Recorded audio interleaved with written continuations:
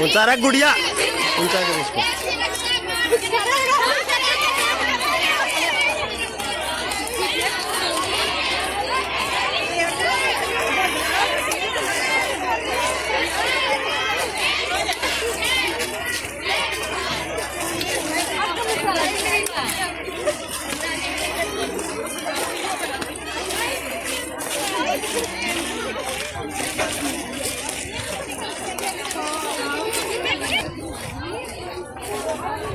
महाविद्यालय के प्राचार्य डॉक्टर BS भोला जी आज की इस सभा को संबोधित करने आ रहे। हरियाणा पुलिस के, मैं तो यूं कहूंगा कि यंग लेडी पुलिस, मैं तो मैडम से ये भी रिक्वेस्ट करने वाला था कि मैडम आप एक बार अपने पूरी ड्रेसअप के अंदर आएंगे तो हमारे बच्चों को बहुत बहुत हौसला मिलेगा, क्योंकि हमारे महाविद्यालय के कुछ एक ऐसी छात्राएं हैं जिनका सपना है कि भी वो पुलिस की वर्दी में कैसे लगेंगे, या वर्दी को देखने के बाद उनके अंदर जो जोश आता है। आप प्लीज एक बार उनके बारे में, हम कभी भी ऐसा कोई प्रोग्राम होगा तो आपको बुलाएंगे, उसमें आपका स्वागत करेंगे। मैडम शमी के साथ आए हुए उनके कालूराम जी साथी हैं, और उनके साथ आए यंग जनरेशन चाहे महाविद्यालय के जितने भी हमारे साथी हैं। आज का यहाँ पर आने का जो सबसे बड़ा जो कार्यक्रम था, उस कार्यक्रम के दो उद्देश्य हैं। सबसे पहले उद्देश्य यह था कि एक तो राष्ट्रीय एकता दिवस, जो कि सरदार वल्लभ भाई पटेल जो हैं, जिनको भारत के लौह पुरुष के नाम से भी जाना जाता है, उनकी जिंदगी के अंदर जो भी हमारे हिंदुस्तान को आजाद होने के बाद लगभग 565 रियासतें थी, उन रियासतों को एक करके भारत को एक सूत्र धार के अंदर बांधने का जो काम किया, और उसी की वजह से सन 2014 के अंदर सरकार ने इस दिवस को, वैसे तो ये क्या है 31 अक्टूबर को बनाया जाता है, तो अक्टूबर की अभी 1 तारीख जो 31 अभी एक दिन पड़ा है, लेकिन इसकी अगुवाई हमने एक दिन पहले ही कर दी है। तो इसके लिए क्या है, ये राष्ट्रीय एकता दिवस के रूप में मनाया जाता है। तो इस मुहिम को जो शुरुआत तो वैसे 2014 से हो गई थी, लेकिन आज की युवा पीढ़ी के ऊपर और हमारी जो जनरेशन है, क्योंकि आज चाहे नशे की बात हो, चाहे जातिवाद की बात हो, चाहे बात होती है धर्म की, उनको बनाए रखने की और उनके अंदर एक सुखता और एक समता बनाए रखने के लिए आप जो युवा पीढ़ी है वो सबसे ज्यादा योगदान देती है। जैसे नशे की बात मैडम ने करी है, क्योंकि आप वो है जो सफल होते हैं घर में, चाहे बड़ा भाई हो, चाहे छोटा भाई हो, चाहे पिता है, चाचा ताऊ दादा, कोई भी नशा करता है तो परिवार में जो सबसे ज्यादा सफल होते हैं वो महिलाएं होती हैं। क्योंकि अभी तो आपका जीवन शुरू है, आने वाले समय के अंदर आपके ऊपर जो जिम्मेदारियां आएंगी वो कहीं ऐसा ना हो कि घर की जिम्मेदारी और समाज की जिम्मेदारियां दोनों ही आप पर हो जाए। तो मेरा आपसे, जैसे कि मैडम ने आपको कहा है कि अगर आपके इर्द गिर्द किसी भी तरह की कोई प्रॉब्लम होती है इस तरह की, चाहे वो नशे से संबंधित है, चाहे वो समाज के अंदर जुड़ी हुई कोई भी दुप्रथा है, उसके खिलाफ आवाज उठाएं और आप आगे आए। मैम ने बताया हम एकता दिवस के लिए यहाँ पर आए हैं। तो जैसे कि हमने पढ़ा है सरदार वल्लभ भाई पटेल के बारे में, सर ने क्या किया था कि हमारे जो छोटे छोटे टुकड़े थे उन सबको जोड़ के एक अखंड भारत बनाया। लेकिन वो उस टाइम की जरूरत थी, उन्होंने उस टाइम जो चाहिए था बेस्ट, क्योंकि हमारा जो भारत है वो इतने टुकड़ों में बटा हुआ था कि उसको एक करना जरूरी था। आज के टाइम में हम सरदार वल्लभ भाई पटेल कैसे बन सकते हैं, जो आज की डिमांड है वो पूरी करके, नशा है उसके खिलाफ लड़िए, उसको तोड़ के देश को एक बनाइए, जातिवाद है उसको तोड़िए, जितनी भी बुराइयां हैं, लड़कियां हैं, एक दूसरे की ताकत बनिए। कोई आपको लगता है कि क्राइम अगेंस्ट वुमेन हो रहा है, कोई लड़का किसी को तंग कर रहा है, एक साथ जुट के उसके खिलाफ लड़िए, या और भी जितनी सामाजिक बुराइयां हैं उन सबको खिलाफ, उनके अगेंस्ट जाके उन सब से जीत कर वही देश की एकता है। और ये तो है नहीं कि हम सब जाएंगे चलो भाई बॉर्डर पे जाके लड़ना है, ऐसा कोई जरूरी नहीं होता। हम हर एक जो भी हम सिटीजन हैं, हमारी हर बंदे की अलग रेस्पॉन्सिबिलिटी होती है, उसको पूरा कर रही है अपने आप में देशभक्ति है, वो चीज़ें कर रही है। जैसे कि आजकल आपको पता ही होगा आपके एरिया में सबसे पहला पॉइंट है नशा। आप लोग देखते भी होंगे, आपके पेरेंट है या फिर भाई है या फिर आजकल तो मैं सुन रही हूँ लड़कियाँ भी, नशा है, हल्की सी करियर की टेंशन हुई नहीं, कर लो नशा, फ्रेंड सर्कल कर रहा है आप भी कर लो नशा। तो सबसे मेन चीज़ है यूथ को अपने यहाँ पे नशे से बचाना।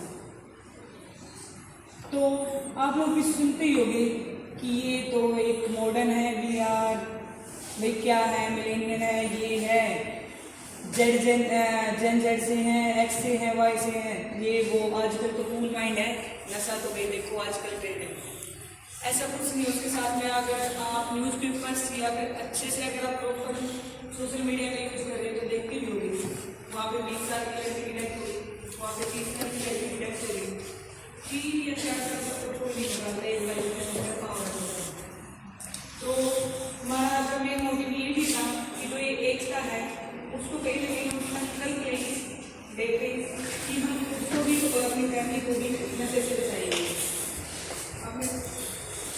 मानते हैं हम लोग एक बार दिनों में आ गया वो क्या होता है कि हम नहीं समझा पाते, नहीं समझा पाते बड़े हैं या पापा हैं, लेकिन इस चीज़ में आप लोग क्या कर सकते हैं कि आपको पता है कि गाँव में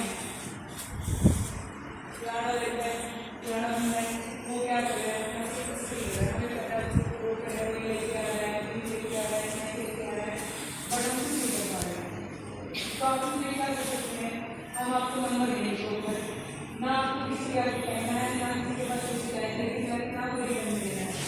एसपी सर का नंबर देंगे, थाने का नंबर देंगे, एसपी सर का नंबर देंगे, आप उसको कॉल करके बता सकते हैं कि डेट बंदा ऐसा कर रहा है और आप उसको बता रहे हैं। किसी का कोई नाम नहीं लिया जाएगा, कहाँ से कॉल आई वो कोई उजागर नहीं होगा, आपको सिर्फ एक्शन दिखेगा, इसके अलावा कुछ नहीं, ना आपको कोई नाम है ना कोई पता है। पॉइंट नंबर 2, आजकल क्या होता है कि क्राइम अगेंस्ट वुमेन वो भी काफ़ी बढ़ता जा रहा है। हमें कुछ टेंशन होती है, एग्ज़ाम देने जाते हैं या फिर हम कभी कोर्स में जाते हैं तो क्या होता है कि एग्ज़ाम है, कल को दिल्ली है, सुबह मॉर्निंग में 8 बजे है, दिल्ली के लिए हम 8 बजे सुबह नहीं पहुंच सकते हैं, हमें क्या करना होता है कि आज निकलना पड़ेगा। कुछ ऐसी परिस्थितियाँ या फिर जो भी हैं, हमारे एनवायरनमेंट है, कुछ ऐसा है, हम आज दिन में नहीं जा सकते, वहाँ पे जाके रह नहीं सकते, तो हमें क्या करना होता है कि रात में ट्रैवल करना पड़ता है। तो आप लोग कोई यूज करते हैं ट्रिप मॉनिटरिंग, डायल 112 पे, नहीं पता होगा। तो इन चीज़ों से थोड़ा सा जो गवर्नमेंट ऐप्स हैं या फिर जितनी भी नई साइटें आई हैं उनकी थोड़ा सा वो किया कीजिए, अपडेट रहिए। डायल 112 पे एक ट्रिप मॉनिटरिंग सिस्टम स्टार्ट किया है गवर्नमेंट ने। अगर आप जा रहे हैं दिल्ली के लिए, आज शाम को 5 बजे निकलोगे आप, डायल 112 पे आप कॉल कीजिए और बताइए कि मैम ऐसे ऐसे मेरा एग्जाम है, मेरे को कोई काम है, कोई भी कोई भी काम है, ज़रूरी नहीं आप स्टूडेंट भी हो, आपकी मदर है, सिस्टर है, कोई भी कर सकते हैं। उनको बताना मैम मेरे को दिल्ली पहुंचना है कल को 8 बजे और इसलिए मैं कैब बुक कर रही हूँ, बस से जा रही हूँ, ट्रेन से जा रही हूँ, मैं वहाँ पे जा रही हूँ, बस से जा रही हूँ या फिर मैंने कैब बुक की है, कार बुक की है। तो वो आपको एक व्हाट्सएप नंबर दे देंगे। आप जब यहाँ से स्टार्ट करेंगे अपना जो भी एड्रेस वगैरह बताएंगे, आपसे आपकी फैमिली मेम्बर का कोई नंबर लिया जाएगा, वो आपकी ट्रिप को मॉनिटर करना स्टार्ट कर देंगे कि अब यहाँ से आपकी लोकेशन स्टार्ट होगी। पहली बात तो ये कि वो देखेंगे कि दिल्ली का रूट है, वाया हिसार है, रूट तक ये है।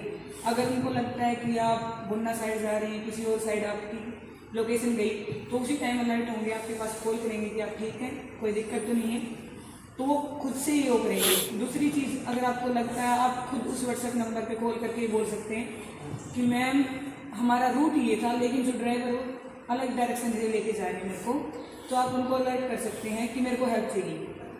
आप बाई चांस रोहतक पहुँचे, वहाँ से उसने रूट डाइवर्ट कर लिया, फैमिली मेम्बर आपके सिस्सा बैठे हैं, कैसे हेल्प करेंगे। बट जैसे डायल 112 गाड़ियाँ हैं अपनी इमरजेंसी व्हीकल ERV, वो होती है हमारे 5 से 10 किलोमीटर की, तो आपकी फैमिली से पहले वो आपकी दूसरी चीज़ वो अपडेट है, टेक्निकल वो चीज़ें उनके पास अच्छी खासी है, तो वो क्या करते हैं कि उनके पास वो आपको ट्रेस कर लेंगे, 5 से 7 मिनट में वो आपके पास हेल्प के लिए पहुँच जाएंगे। अनदर पॉइंट, बाई चांस आपका फ़ोन तोड़ दिया बंदे ने, कोई भी आपके पास ऐसी कोई हुई है, या बाई चांस आपकी लोकेशन बंद हो गई, आपका फ़ोन स्विच ऑफ हो गया, आपसे कॉन्टेक्ट करेंगे, अगर नहीं हुई है तो वो आपकी जो भी लास्ट लोकेशन थी उसको ट्रेस करके आपको ट्रेस कर लेंगे। कोई भी वारदात होने से पहले आपको बचाया जा सकता है। तो इस चीज़ का यूज़ करिए। डायल 112 इंडिया ऐप अपने मोबाइल में वो करिए। और जब भी आपको ये लगे कि मैं किसी गैर टाइम कहीं पर निकल रही हूँ, बोलते हैं ना दुर्घटना से देर हुई या फिर सावधानी अच्छी है, तो उसमें जब भी आप जाओ तो आप ट्रिप मॉनिटरिंग पे अपनी जो भी ट्रिप है उसको रजिस्टर करवा के उसके बाद निकला करें, ठीक है। ये नहीं हो रही सिर्फ स्टूडेंट्स के लिए, ये कोई भी आपकी मदर है, कोई भी इमरजेंसी में जिसको रात को निकलना है, कुछ ऐसा है, वो कर सकते हैं। सेकेंड चीज़, आपने ट्रिप मॉनिटरिंग पे नहीं करवाई जो भी आपका रजिस्ट्रेशन है, और आपको ये है कि मैं चंडीगढ़ से निकल गई सिरसा के लिए, लेकिन रास्ते में आपको ये है कि मैं पहुंची हूँ कैथल, मेरे को सिरसा के लिए बस नहीं मिल गई, रात के हो गई 11:30, आपके पास कोई भी ऑप्शन नहीं है, तो आप डायल 112 पे कॉल कीजिए, उनको बताइए सर मेरे को हेल्प चाहिए, ऐसे ऐसे हूँ, या तो वो आपको ये करेंगे कि आपको घर तक पहुंचाने का जो भी बंदोबस्त है वो करेंगे, या फिर वो कहीं भी वहाँ पे कैथल है, जो भी उनके आसपास कोई भी सेफ पॉइंट है, वहाँ पे आपको सेफली वहाँ पे सेफ पॉइंट प्रोवाइड करवाएंगे। तो आप इन चीज़ों का बेनिफिट ले सकते हैं। ज़रूरी नहीं है पुलिस क्राइम के बाद ही पहुँचना है, आप क्राइम से पहले भी उनका यूज कर सकते हैं इन चीज़ों का, और शायद वो बेटर ऑप्शन है बाद वाले से। आप में से किसी को नहीं पता था ट्रिप मॉनिटरिंग का, उसका अवेयरनेस प्रोग्राम तो होते रहते हैं इसके रिगार्डिंग, आपको पता था? Very good. और कोई आपका कोई क्वेश्चन हो, कोई भी प्रॉब्लम हो, SHO सर का नंबर आपने यहाँ पे 88 140 11 641 पे भी कर सकते हो, 11 611 पे भी कर सकते हैं। आप इन पे कॉल करके आपकी कोई भी प्रॉब्लम हो वो रजिस्टर करवा सकते हैं। बाद में हम सर को भी दे देंगे, सर के पास भी आप प्रिंसिपल सर से भी नंबर ले सकते हैं, कोई दिक्कत नहीं उसमें। या फिर जो हम नशे के रिगार्डिंग बोल रहे हैं उन चीज़ों के बारे में भी आप कोई भी आपकी वो आपका नाम कहीं पे नहीं आएगा, सिर्फ एक्शन नजर आएगा आपको। आपको लगता है कोई बंदा आपके आस पड़ोस में है, इतना नशे में डूबा हुआ है, आपको किसी की शिकायत नहीं करती, आपको नहीं पता वो कहाँ से नशा लेता है, कुछ नहीं, लेकिन उस बंदे को आप ये कह सकते हैं कि आप नशा मुक्ति केंद्र में डलवा दो, ऐसा तो बोल ही सकते हैं कि ऐसा कुछ है, तो वो हेल्प भी प्रोवाइड करवाएगी कि उस बंदे की ज़िंदगी बच सकती है, उनका परिवार बचाया जा सकता है। तो वो चीज़ आप शेयर करना चाहें तो वो शेयर कर सकते हैं। आपका खुद का कोई क्वेश्चन हो, किसी भी चीज़ के रिगार्डिंग कोई भी क्वेश्चन हो,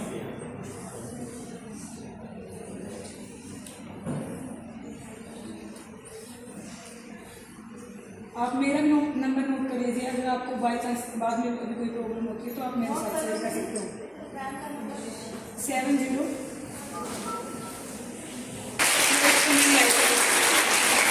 तो अपनी प्रॉब्लम इनके साथ ज़्यादा अच्छे से शेयर कर पाओगे और कोरिलेट कर पाओगे।